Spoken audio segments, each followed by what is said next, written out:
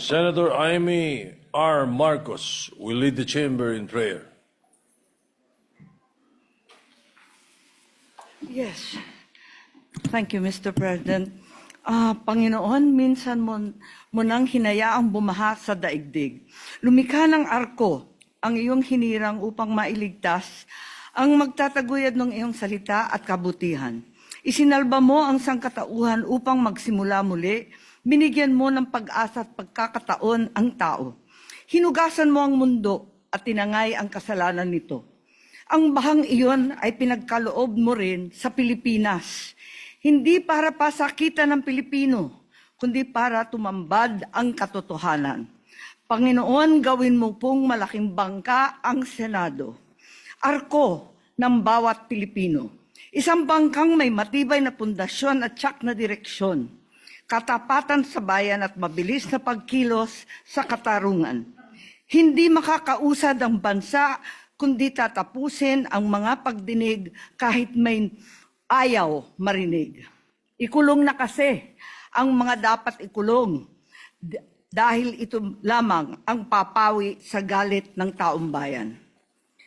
Pagtibayin niyo po ang demokrasya at hayaang magsalita ang bawat mamayan, bawat senador. Dahil ang kapangyarihang bigay ninyo at ng bayan ay pantay-pantay at walang mas nakakataas. Bigyan niyo po ng pag-unawa ang aming samahan na kung mabilis matapos ang bangungot ng flood control ay mas mabilis namin masosolusyonan ang malalim ng problema ng bansa, ang pagkain at presyong di naabot kaya ng sinuman, kuryente, kawalan ng trabaho ng iba't ibang mamayan.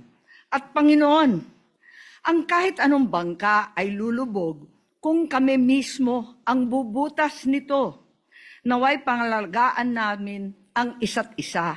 Bilang isang buong institusyon, proteksyonan at hindi ipagkanulo.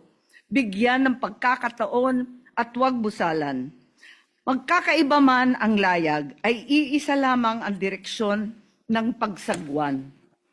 Na mapunta ang bayan sa inyong mapagpalang gabay. Hinihiling po namin ito alang-alang sa mga Pilipinong nag-alay ng buhay sa bawat kalamidad at sa sigalot na lumiliyab na muli sa Mindanao. Naway, maisapuso naming mga senador na para sa kanila ang bawat desisyon at aksyon na aming gagawin. Kaawaan sana tayo ng Panginoon. Amen.